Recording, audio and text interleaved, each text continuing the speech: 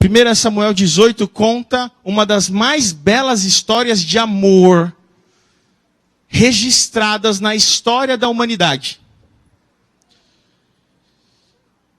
E eu não estou exagerando, e você vai ver que eu não estou exagerando. O verso de 1 ao 5 é o que nós vamos ler. 1 Samuel 18, de 1 a 5. Você conhece a história, mas nós vamos tirar algumas reflexões desse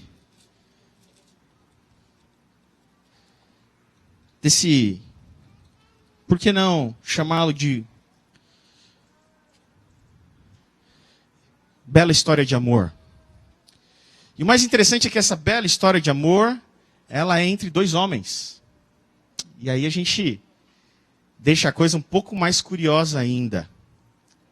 E até o fim do sermão a gente vai problematizar ainda mais essa situação, porque essa história de amor foi longe. De 1 a 5 diz assim, capítulo 18. Sucedeu que, acabando Davi de falar com Saul, a alma de Jonatas se ligou com a de Davi, e Jonatas o amou com a sua própria alma. Saul naquele dia o tomou e não lhe permitiu que tornasse para a casa de seu pai. Jonatas e Davi fizeram aliança, porque Jonatas o amava como a sua própria alma. Despojou-se Jonatas da capa que vestia e a deu a Davi, como também a armadura, inclusive a espada, o arco e o cinto. Saía Davi aonde quer que Saul o enviava, e se conduzia com prudência, de modo que Saul o pôs sobre tropas do seu exército, e era ele benquisto de todo o povo e até dos próprios servos de Saul. Quem era Jonatas? Jonatas era o filho mais velho de Saul, o rei de Israel. O primeiro rei de Israel, daquela tribo de Benjamim, que foi o próprio Samuel quem o convocou, quem deu a ordem dada por Deus para que ele fosse rei, quem o ungiu rei. E agora, quem era o herdeiro imediato do trono de Saul? Jonatas. Contudo, o capítulo 18, ele é subsequente àquele famosíssimo episódio onde Davi, o menino, derrota quem? O gigante Golias. Os filhos de Saul não quiseram lutar contra Golias. Saul não quis lutar contra Golias. Quem se dispôs a vencer o gigante? Davi. E aí começa algo curioso. Porque Jonatas começa a ter uma compreensão que Saul talvez tivesse, mas não queria crer. De que Deus agora estava com quem? Com Davi.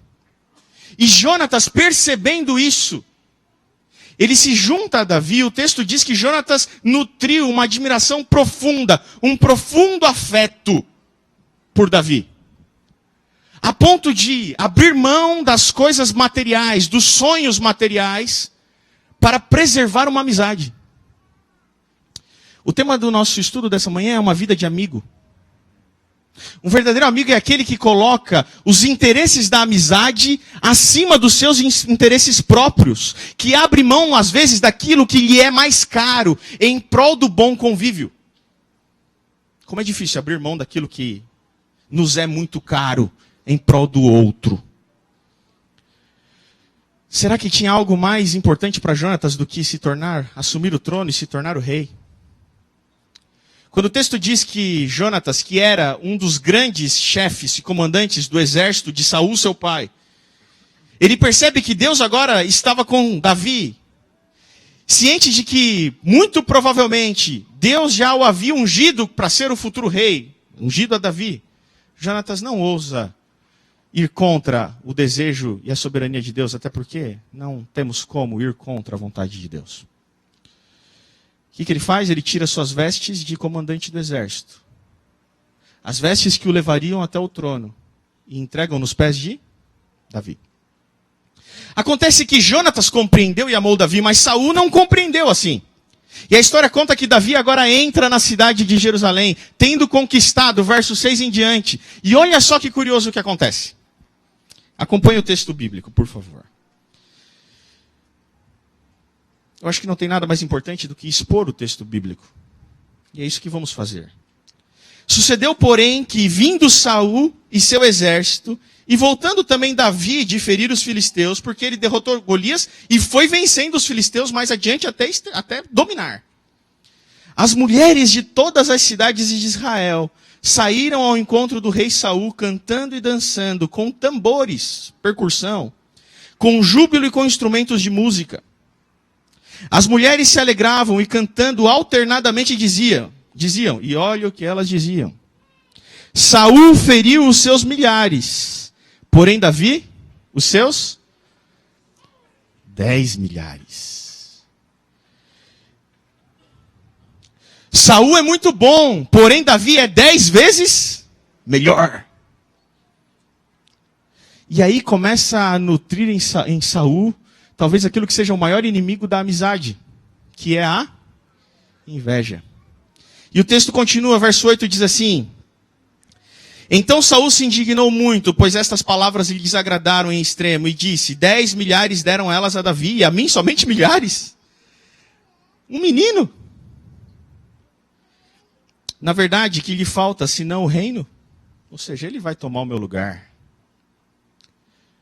Talvez não tenha nada, talvez só o lar seja um lugar onde a inveja é mais cruel do que no ambiente profissional, no ambiente de trabalho. O famoso medo da sombra, sabe? Quando você tem um cargo a preservar, e você tem um subalterno seu,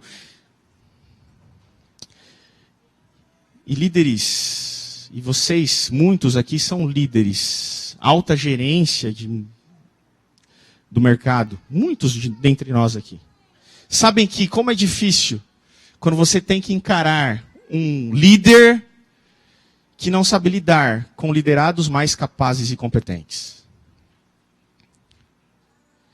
E agora, Saul não demora muito para que ele intente matar Davi. Mas aqui nós temos um outro detalhe antes de falarmos da inveja. O segredo do sucesso de Davi. O segredo do sucesso de Davi está lá no verso 14 e o verso 15. Diz assim: Davi lograva bom êxito em todos os seus empreendimentos. Por quê? Pois o Senhor era. Então vendo Saul que Davi lograva bom êxito, tinha medo dele. E aqui está o sucesso de todo bom empreendedor, de todo bom empreendimento, de todo bom líder, de tudo aquilo que pretendemos fazer e realizar na vida, entregar valor para a sociedade, através das nossas expertises, das nossas competências. Só teremos sucesso e êxito se o Senhor estiver conosco. O sucesso baseado na corrupção pode durar por algum tempo, contudo não durará perpetuamente.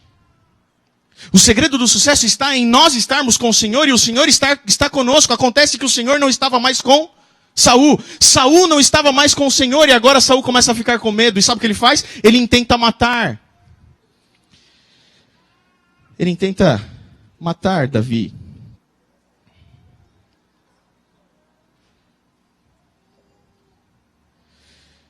E aqui vai um conselho para líderes. Você sabe que Deus já não quer mais você no poder quando você precisa prejudicar outros para permanecer no cargo. Sabe?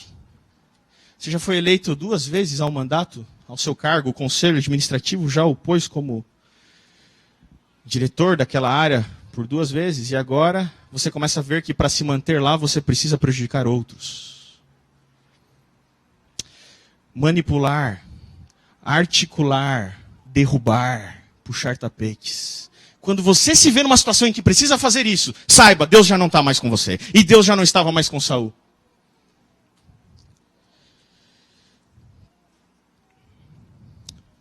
O filho de Davi vai entender um pouco sobre a inveja. E ele diz assim lá em Provérbios 27, verso 4. O rancor é cruel, Salomão falando. E a fúria é destruidora. Mas quem consegue suportar a inveja? Provérbios 14, 30, ele diz assim: um coração em paz dá saúde ao corpo, mas a inveja corrói os ossos. Como é difícil quando lidamos com o sentimento de inveja. Uma verdadeira amizade, uma vida de amizade, não pode dar lugar à inveja. Aqueles famosos amigos da onça, conhece? Você conhece a história do amigo da onça? Conta uma lenda de que na selva haviam 2 macacos. Um macaco muito esperto e um outro macaco invejoso do mais esperto, sabe? E o invejoso, ele geralmente fica lá no canto dele, invejando as conquistas dos outros, porque a inveja, ela é contraproducente. Nós começamos a ver os outros produzirem, os outros crescerem, e nós não conseguimos. Então temos 2 caminhos. Ou realizar, trabalhar, ou invejar. E aquele macaco mais esperto fazia coisas incríveis, e o mais invejoso ficava lá na dele. Um dia o macaco mais esperto estava passando e encontrou uma onça morta. Acontece que onças comem macacos, não é isso? E ele chegou e falou assim, nossa, uma onça morta, nossa, já sei, por ser malandro, esperto, falou, já sei o que eu vou fazer. Tive uma ideia. Enquanto ele estava ali, querendo bolar uma maneira de causar mais inveja para o amigo, ele percebe que uma outra onça, agora bem vivinha, se aproxima, e onças comem macacos. E ele, rapidamente, sabendo que podia ser devorado, ele pensa muito rápido, e fala assim, já sei. Se esconde, fica de costas para a onça vindo, fingindo que não tinha visto a onça. Quando a onça está se aproximando, ele fala assim, nossa, como eu sou um macaco devorador de onças, eu matei essa onça, sou um macaco devorador de onças. E a onça, quando olhou aquilo, nossa, um macaco devorador de onças, e correu. Só que ela correu, e quando ela corria, ela passou pelo macaco outro, que estava lá no canto, o invejoso. E o invejoso falou, nossa, dona onça, a senhora está correndo do quê? Não, você também é um devorador de onças? Não, jamais, eu não tenho como devorar uma onça. Mas você tem um amigo que é devorador de onças, eu acabei de vê-lo. Ele matou uma onça. E o invejoso percebeu, não é nada disso, isso é mentira, eu conheço esse cara aí. Faz o seguinte, dona onça, vamos comigo até lá. E eu vou mostrar para a senhora, qualquer coisa eu te defendo. Eu vou mostrar para a senhora que ele não é nada disso. É tudo um fake. E é assim no ambiente de trabalho, né? Quando aquele que você julga ser menos competente que você assume um cargo que você concorria a ele, lá no cafezinho, ele assumiu porque é amigo do chefe, né? Não é tão bom assim, não. Então os dois vão até o macaco. O macaco mais esperto, quando vê que aquele seu amigo invejoso está se aproximando com a onça, ele percebe que algo estava errado e ele ia cair numa sabotagem. Mas por ser muito esperto e malandro, ele tem uma outra ideia. Mais uma vez ele fica de costas para os dois, fingindo que não está vendo. Então, quando ele se aproxima, ele fala bem mais alto, bem alto. Cadê aquele meu amigo que me prometeu trazer uma onça, mais uma onça para eu matar? Já fazem 2 horas e ele ainda não chegou. E a onça saiu correndo. Esses são os famosos amigos da onça. Daí surgiu o amigo da onça. E a história conta que Saul nutriu inveja de Davi e começou a ser um amigo da onça, colocar Davi em situações de perigo, de risco para morrer. Acontece que quanto mais ele fazia isso, mais Davi lograva bom êxito, porque o Senhor não estava mais com Saul, o Senhor estava com Davi. E Jonatas havia entendido isso. E aí nós vamos para uma outra etapa da história do relacionamento de Davi e Jonatas. E eu quero que nós reflitamos sobre o valor do compromisso na amizade. Uma vida de amizade, uma vida de amigo é uma vida que envolve compromisso. Ciente de que Davi já não estava mais com seu pai, que Deus já não estava mais com seu pai, e que Davi, e não ele, Jonatas, havia sido ungido para ser o próximo rei. Jonatas, ao invés de reagir movido pela inveja e outros sentimentos ruins, resolveu fazer uma aliança com o seu amigo. Um compromisso. Firmar. Um trato. Um pacto nos seguintes termos. E aí nós vamos 2 capítulos à frente, capítulo 20, versos 12 a 17, diz assim. E disse Jonatas a Davi, o Senhor Deus de Israel seja testemunha. Amanhã ou depois de amanhã, a estas horas, sondarei meu pai. Se algo houver favorável a Davi, eu te mandarei dizer. Porque Davi desconfiava que Saul estava intentando matá-lo. Mas se meu pai quiser fazer-te mal, faça com Jonatas o Senhor o que este aprouver. Se não te fizer saber eu, e não te deixar ir embora para que sigas em paz. Ou seja, Jonatas estava boicotando o seu próprio pai. Se ele quiser te matar, eu vou te contar e você foge, Davi. Se eu, então, ainda viver, porventura,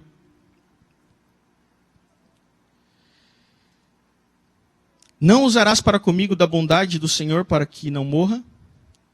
Nem tampouco cortarás jamais a minha casa, a tua bondade, jamais da minha casa a tua bondade, nem ainda quando o Senhor desarraigar da terra todos os inimigos de Davi.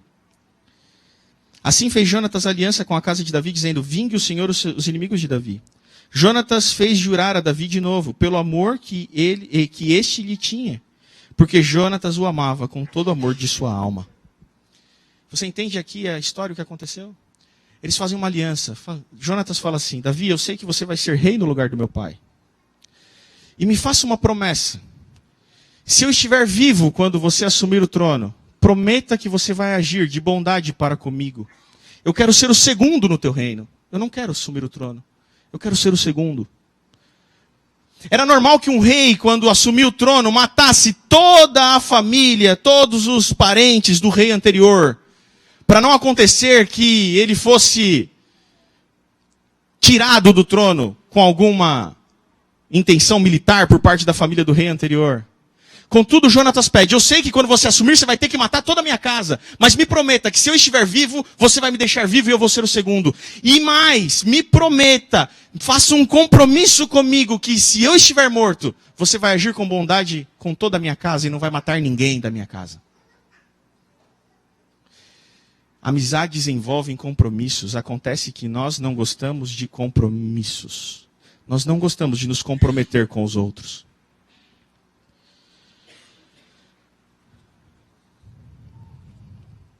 A vida de amigo é uma vida de compromissos. Aqui está o exemplo de um relacionamento de amizade firmado na base do compromisso. Acontece que vivemos uma sociedade que sofre o mal da compromissofobia.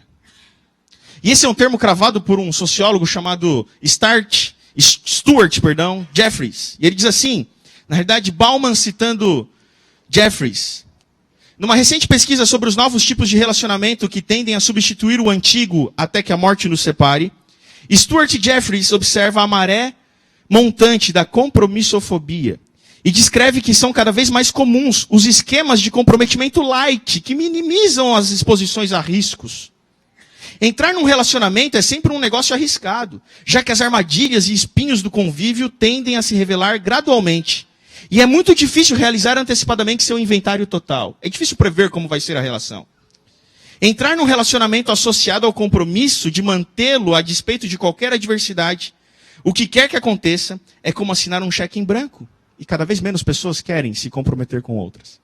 Só que o próprio Jeffries continua a sua análise e ele chega a uma interessante conclusão.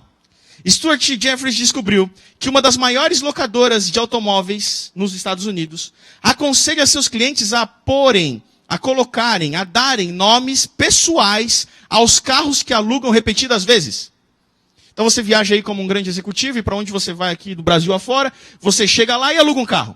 Só que se você vai repetidas vezes naquela cidade, você já é um cliente fidelizado daquela locadora de veículos, e então a locadora te propõe que você sempre alugue o mesmo carro. E para você ficar mais íntimo do carro, você dê um nome pessoal para aquele carro. Jeffries comenta, a sugestão é tocante. Certamente indica que, ainda que sejamos menos propensos do que nunca a nos comprometermos com alguma coisa a longo prazo, os prazeres sentimentais, talvez até autoilusórios, da união seguem conosco, como fantasmas de antigos modos de ser. Mesmo que sejamos compromissofóbicos, dentro de nós ainda tem um incessante desejo por compromissos, por afetos, por uniões. E aí nós substituímos os laços humanos por laços automotivos, a machine, o carro, a máquina. Eu já vi pessoas que têm um carinho especial, lava todo dia o carro, passa assim. Minha avó dava nome às plantas, meu primo dá nome a carros.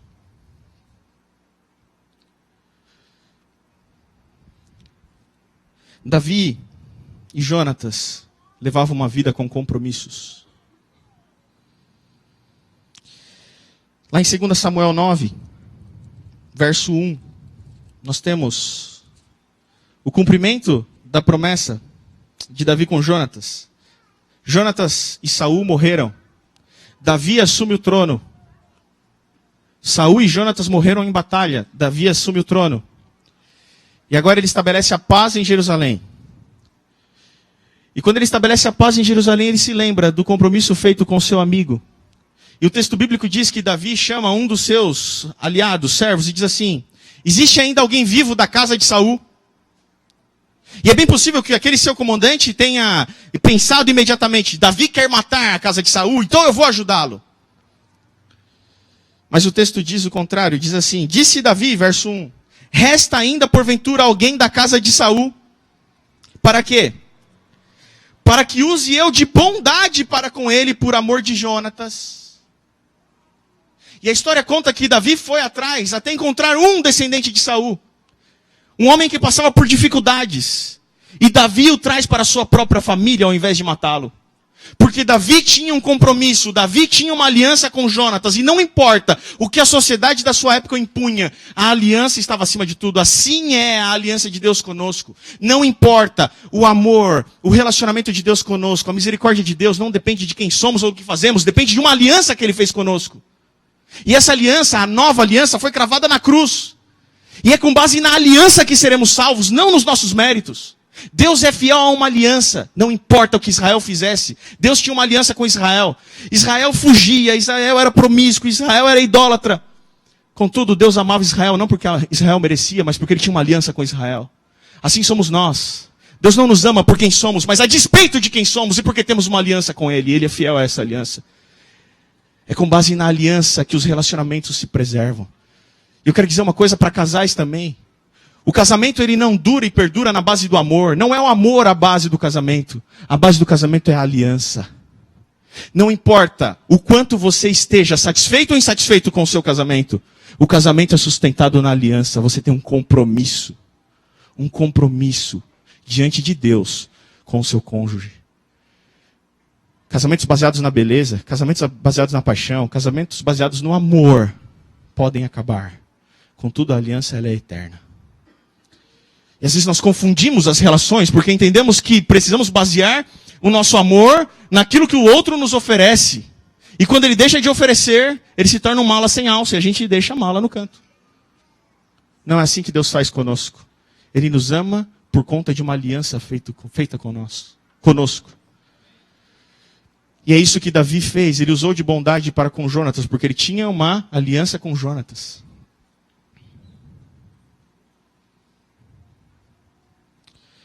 Davi não amava aquele descendente da casa de Saul. Aquele descendente da casa de Saul não merecia a misericórdia de Davi. Contudo, Davi preserva sua vida não porque ele merecesse, mas porque tinha uma aliança com Jonatas. Nós não merecemos a salvação, contudo Deus nos salva, porque Ele tem uma aliança conosco.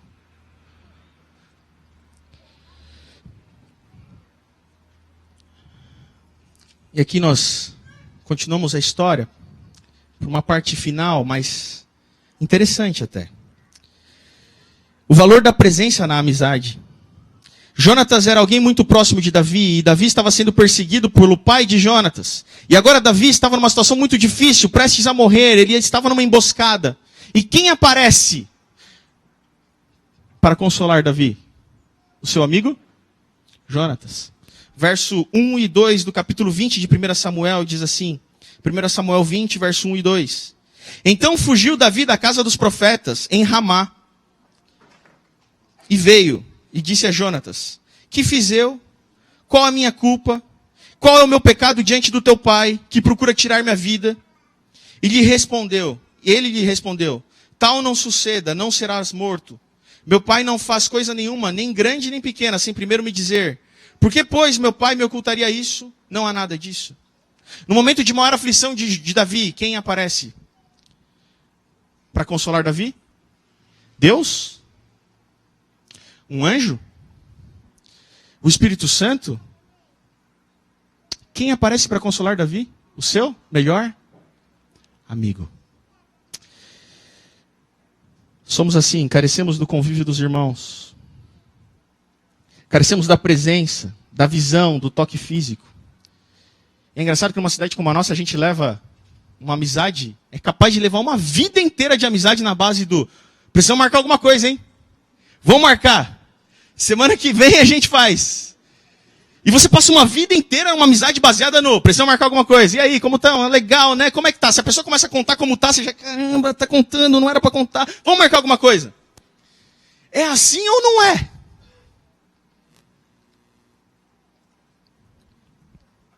Dependemos da presença, do toque, da comunhão, do convívio, do frequentar a casa, do sair para andar junto. Aí, com toda a nossa piedade, nós vamos ao hospital visitar pessoas que estão enfermas. E aí, nós temos um grupo de visitação. E graças a Deus, isso de fato não acontece aqui, porque aqui nós temos um treinamento, não é isso, Eric? A gente ensina como visitar. E a pessoa entra lá e vê uma pessoa que está numa fase difícil de saúde. E ela está sozinha porque a sua família o abandonou. E aí você entra lá e você fala assim, não, fique tranquila. A senhora não está sozinha. Deus está com a senhora, viu? E eu estou indo embora. Em momentos de dificuldade, nós precisamos de um ser humano do nosso lado. E precisamos muitas vezes ser esse ser humano. Quer um exemplo? Não sei se você vai lembrar da história de de Moisés. Deus vai convidar Moisés para ir voltar para o Egito. Você lembra dessa história? Moisés passou um tempo lá no deserto, cuidando de ovelhas, e aí Deus chega para Moisés e fala assim, Moisés, você vai voltar lá para o Egito. Moisés fala, não senhor, eu não vou voltar, eu não sei nem falar mais o egípcio fluente. Eu sou alguém que já perdeu completamente o estilo de vida egípcio, eu não vou voltar. Não, Moisés, você tem que ir, senhor, mas eu não vou sozinho. E aí o que Deus fala para Moisés? Moisés, eu sou, me enviou a vós. Diga isso a Faraó, você não vai sozinho. Eu, o próprio eu sou, o Criador do universo, Deus, irei com você. E o que Moisés fala? Tá bom, senhor, obrigado que o senhor vai comigo, mas assim, eu não vou não. Eu vou ficar por aqui mesmo. Vai lá o senhor, escolhe outra pessoa. E aí o que Deus faz? Tá bom, Moisés, vai, pega aqui, você tem na tua mão. O que ele tinha na mão? Uma vara, um cajado. Faz o que com esse cajado? Joga no chão. O que virou? Uma cobra. Agora pega a cobra. O que virou? Pronto, Moisés. Agora somos eu, você e um cajado super poderoso. Vamos? Nossa, senhor, legal isso aqui, né? Mas não. Pensando bem, acho que eu vou ficar por aqui mesmo. E aí o que Deus faz? Tá bom, Moisés, pode chamar Arão, teu irmão, e vai com ele para lá. Porque assim somos nós. E Moisés aceita só quando Deus permite que ele leve alguém junto, que ele leve Arão junto, porque nós precisamos do convívio dos seres humanos. Deus está conosco, contudo Deus coloca pessoas, e muitas vezes Deus nos está colocando na vida das pessoas e nós não percebemos, porque as pessoas precisam de pessoas. Isso é uma vida de amizade. Moisés só aceita ir quando ele deixa um ser humano ir junto com ele, um amigo, um irmão. Você entende como somos? E Davi vai concluir isso de uma maneira tão magnífica lá no Salmo 133, verso 1. Um dos mais belos salmos de Davi. Salmo 133, verso 1. Existem algumas sociedades secretas por aí que usam esse texto para defender uma comunidade de membros da sua sociedade. Diz assim o texto: ó, como é bom e agradável que os irmãos vivam em... Como é bom e agradável que os irmãos vivam em união. Aqui nós temos o maior exemplo de discipulado. O convívio, andar junto, viver em união, comungar, compartilhar a vida. Esse deve ser o nosso paradigma de sucesso como comunidade. Uma vida de amigo é uma vida de discipulado. Eu estava aqui no sábado passado no programa Encontros com o Joca. E a gente estava orando com o pessoal como a gente faz, com as pessoas que contribuem, que colaboram com o programa Encontros. E hoje à noite nós vamos ter a continuidade do programa, nós vamos falar sobre a luxúria. Traga seus amigos, conhecidos, para assistir o programa conosco hoje à noite. E nós estávamos orando ali. E eu falando para aquelas pessoas, antes de orarmos, que é gratos pelo serviço que elas prestam aqui à comunidade, porque através desse programa nós levamos o evangelho para as pessoas dessa comunidade que talvez não entrariam em um programa religioso, contudo o programa Encontros atinge essas pessoas. E esse é o trabalho. E eu estava ali e eu apontei para cá. E eu falei assim, isso aqui é o nosso paradigma de sucesso. E aí uma das pessoas que estavam ali, isso mesmo, pastor, o batismo. Falei, não é o batismo, é essa faixa aqui, ó. Portanto, ide, fazei discípulos. Esse é o paradigma de sucesso de uma igreja. O batismo é uma consequência. A ordem de Deus é fazei discípulos. O batismo é uma consequência. Nós não podemos permitir que se instaure na comunidade de Cristo o conceito do paradigma de sucesso do ganhar almas. Nós não podemos nos tornar uma empresa ganhadora de almas que trabalha com metas, resultados e... Não, porque não é esse o objetivo. Precisamos reorientar o nosso paradigma de sucesso. A grande comissão de Jesus dizia assim lá no Mateus 28, verso 19 e 20. O que diz lá? Portanto, ide, né? E o quê? Fazei discípulos. Fazendo o quê? Batizando-os. Tem algo interessante nesse texto. Mateus 28, 19 e 20 diz assim.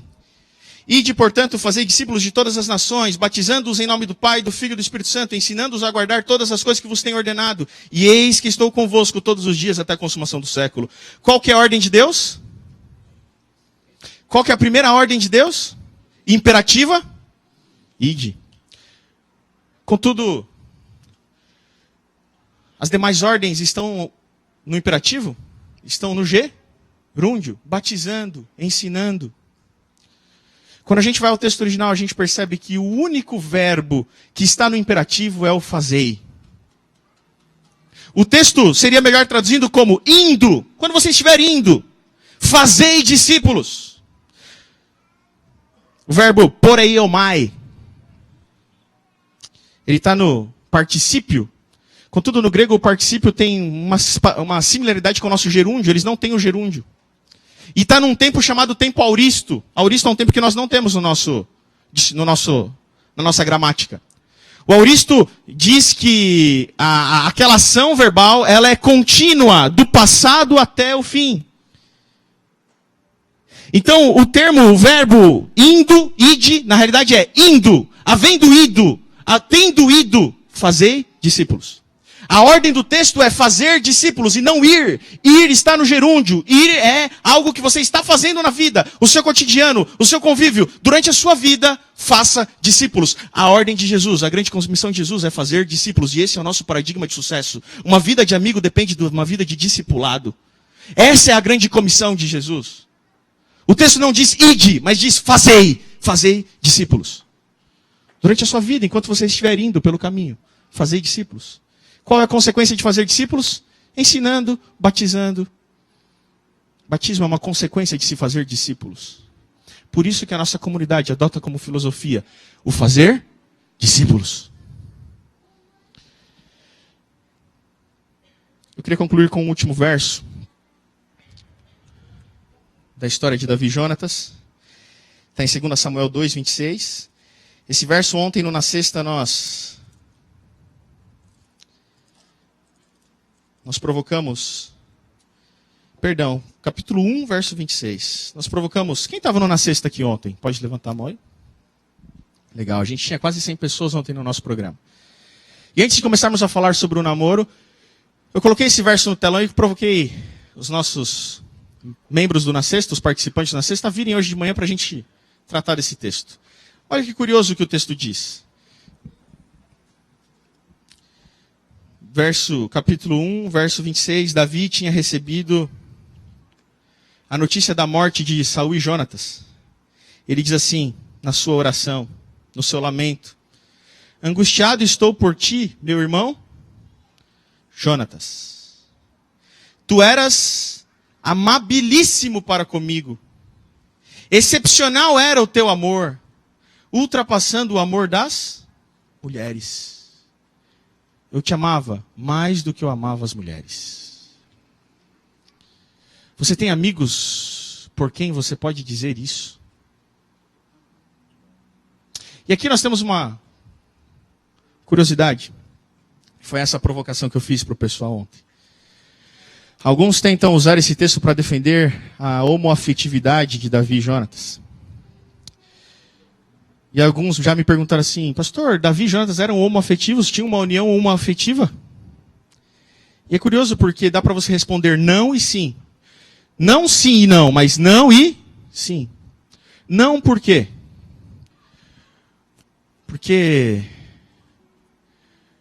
de algum tempo para cá, o ativismo LGBTS, ele adotou o termo homoafetividade para designar, juristas o fizeram, para tratar da questão da união homossexual, entendendo que a homossexualidade era um termo que dava uma conotação pejorativa, preferiram mudar o termo homossexualidade para o termo homoafetividade. Então, quando você vê nos jornais a questão da união homoafetiva, você não ouve a união homossexual, ouve a união homoafetiva. A partir de então, o termo esteve completamente conectado com as relações homossexuais. Contudo, o termo homoafetivo, e aí, nesses termos, nós dizemos, não, a união e a relação de Davi e Jonatas não era homoafetiva nesses termos. Mas sim, por quê? Porque o termo homoafetivo, distinto do ativismo LGBTS, ele tem um sentido muito nobre. É nada mais do que o afeto entre pessoas do mesmo sexo. E você pode nutrir afeto, afeição, carinho, amor por pessoas do mesmo sexo. E como somos bobos, não gostamos de dizer que amamos, principalmente nós, os nossos amigos. Você se lembra a última vez que você bateu no rosto do seu amigo assim? Talvez não bateu, porque talvez meio italiano eu bato assim no rosto, mas toque nele e diga, eu te amo. Você se lembra a última vez que você pôde declarar, eu te amo muito?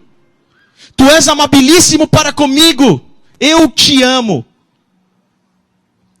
A definição de um léxico online do português diz que afeto é uma denominação atribuída a sentimento de carinho e ternura, estima ou afeição. Amizade, amor ou apego, simpatia ou ternura. Tendência ou inclinação por alguém ou por algo. E o termo homo indica pessoas iguais, mesmo sexo. Será que não podemos nutrir esse tipo de carinho, afeição e afeto por pessoas do mesmo sexo? Era isso que Davi e Jonatas nutriam um pelo outro. Eles levaram uma vida de amigos. O mais interessante é quando você vai para o texto original de 2 Samuel, a palavra ahavá, que é amor em hebraico, ela pode significar todo tipo de amor. Contudo, a tradução para o grego, a primeira tradução para o grego da Bíblia hebraica, a Septuaginta, ela traduziu essa palavra por um termo grego chamado agape. O grego tem pelo menos 3, e você conhece pelo menos 3 palavras para definir amor: eros, filéu e agape. Quando você vai ao texto original, você percebe que não se traduziu por eros, mas por agape. O amor de Davi por Jonatas não era um amor eros, não era um amor erótico, não era um amor sexual. Por isso não dá para você sustentar uma defesa à homoafetividade ou homossexualidade entre os dois. Porque o texto não está dizendo isso. O amor de Davi e Jonatas excedia o amor das mulheres porque era um amor agape. E quem é que tem um amor agape por nós? Deus. O amor de Davi por Jonatas, pelo seu amigo, não era um amor filéu. O amor da amizade, fraterno, era mais do que isso. Não era um amor eros, erótico. Não era isso.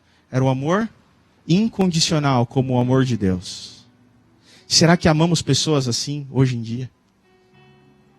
E aí nós temos um outro entendimento sobre o amor de Deus. O amor de Davi e Jonatas era sustentado numa aliança. E essa aliança tinha que ver com bondade. Seja bondoso para com a minha família, para comigo, Davi. E aí nós podemos entender o amor de Deus, o amor agape de Deus por nós. É um amor bondoso, misericordioso, que preserva e sustenta uma aliança que Ele fez conosco. Será que nós somos capazes de amar pessoas assim? O problema é que amamos muito pouco. Dá para contar no dedo quantas pessoas nós amamos. Nos dedos de uma mão. Se muitos da nossa própria casa. Isso quando eles não são infiéis. Isso quando eles não são teimosos. Isso quando eles não são... O amor agape não considera nenhuma dessas coisas. Ele é incondicional. Amamos muito pouco. Nós preferimos desenvolver virtudes. E aí, um último verso de cabeça, Romanos 12, 14. 12, 15. Paulo falando sobre as virtudes que o cristão deve desenvolver, ele diz assim: sejam capazes de se alegrar com os que se alegram e de chorar com os que choram. Será que somos capazes verdadeiramente de nos alegrar com os que se alegram e chorar com os que choram? Contudo, isso é uma virtude. E virtudes são muletas para a falta de amor. Nós deliberamos autonomamente virtudes, comportamentos virtuosos em relação ao nosso próximo quando não o amamos. Quer um exemplo? A caridade, a generosidade. Nós somos generosos. Eu não te amo, mas eu te ajudo. O respeito é uma virtude. Olha, eu te respeito, eu não te amo mais, eu vou embora daqui, mas eu te respeito. O Evangelho não pede que sejamos respeitosos com as minorias, por exemplo. Não pede que sejamos caridosos, generosos, pede que nós amemos. E aí que está o problema do cristianismo, porque nós não entendemos o que é o amor verdadeiro. Nós confundimos amor com virtudes, que são na realidade muletas para a falta de amor. Se amássemos mais, careceríamos menos das discussões políticas relacionadas ao respeito às minorias.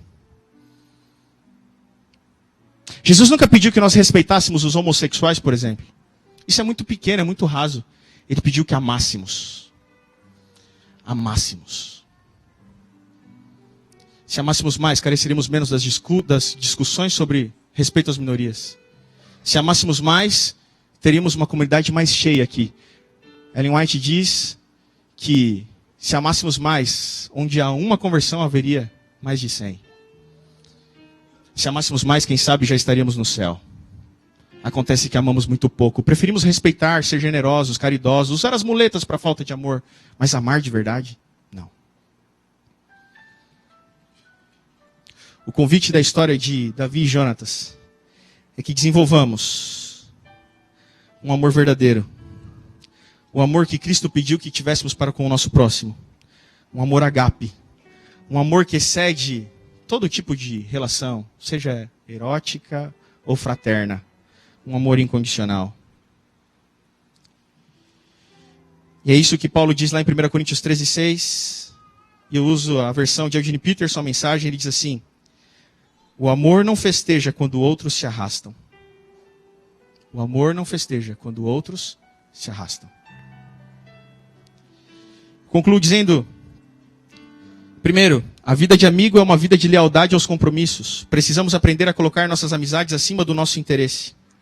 Assim como Jonatas abdicou do trono em nome de um bom convívio com Davi. Segundo, a vida de amigo é uma vida de discipulado. Devemos mais do que nunca hoje cumprir a grande comissão de Cristo. Fazei discípulos. Terceiro, aprendemos a amar mais e de verdade. E o meu apelo,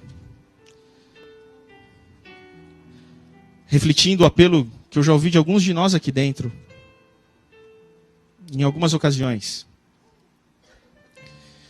que voltemos a ser conhecidos como a comunidade do amor. Se em algum momento perdemos isso, e eu creio que não, o meu apelo é, voltemos a ser conhecidos como a comunidade do amor. Fomos conhecidos assim, não fomos, Júlio? O que você e eu podemos fazer para que as pessoas dessa comunidade possam se sentir atraídas aqui? Porque aqui nós sabemos demonstrar o verdadeiro amor do Evangelho para com as pessoas. Uma vida de amigo é uma vida de compromissos, de discipulado e de amor.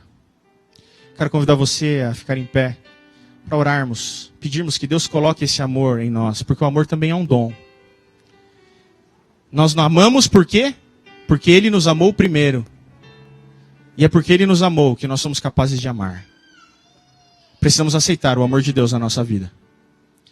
Querido Deus, amantíssimo Pai, muito obrigado, Senhor, porque pudemos estudar e porque está relatada essa belíssima história de amor. Talvez uma das mais belas histórias de amor que a humanidade tem preservada. O amor de Davi e Jonatas. Um amor que excede todo e qualquer outro sentimento que também pode ser denotado de amor. Um amor que representa o amor de Deus por nós. É esse amor que nós precisamos representar para com o nosso próximo. Porque é esse mesmo amor que estava naquele resumo do mandamento. Amarás a Deus sobre todas as coisas e amarás o teu próximo como a ti mesmo. O mesmo amor. O mesmo amor que Deus tem para conosco é que precisamos ter para com o nosso próximo. Possamos aprender a compartilhar esse amor através do discipulado. E aprender que esse amor envolve compromisso, pacto, firmeza em relação a uma aliança. E assim como tu és fiel para cumprir a aliança que fez conosco, possamos ser fiéis nas alianças que nós fazemos com os nossos pares, com os nossos iguais. Possamos ser conhecidos, ó Pai, nessa comunidade onde estamos inseridos, como uma comunidade do amor. Que as pessoas possam ver em nós, em cada atitude, em cada detalhe, em cada comportamento, o amor de Deus na nossa vida. E queiram fazer parte disso, porque o teu amor é irresistível. É uma pena que muitas vezes nós fazemos um desserviço ao teu evangelho. Quando somos mesquinhos, quando somos arrogantes, quando somos prepotentes, quando nos sentimos superiores, quando somos exclusivistas, quando achamos que isso aqui é um clube de salvos. Não, Senhor, somos indignos, tanto quanto toda essa comunidade aqui fora. Carecemos da tua graça e do teu amor e do teu perdão. Ajuda-nos a levar a tua graça, o teu amor e o teu perdão aos outros também. É o que nós pedimos verdadeiramente e sinceramente nessa manhã. Em nome e por amor de Jesus. Amém. Abraça alguém do seu lado e diz que você ama ele. Pode ser?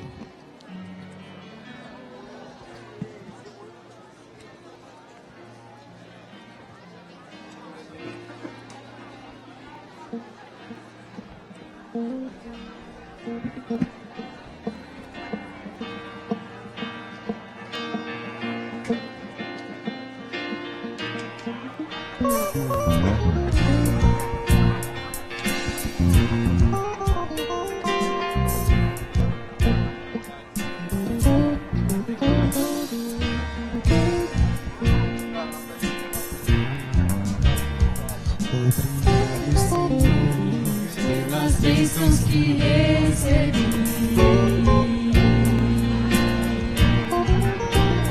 pela salvação e a tua paz,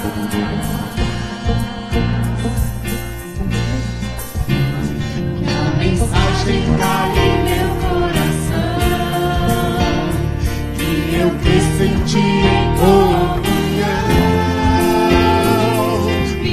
Por onde eu for, me bate em teu grande amor. Obrigado, Senhor. Obrigado, Senhor. Obrigado, Senhor.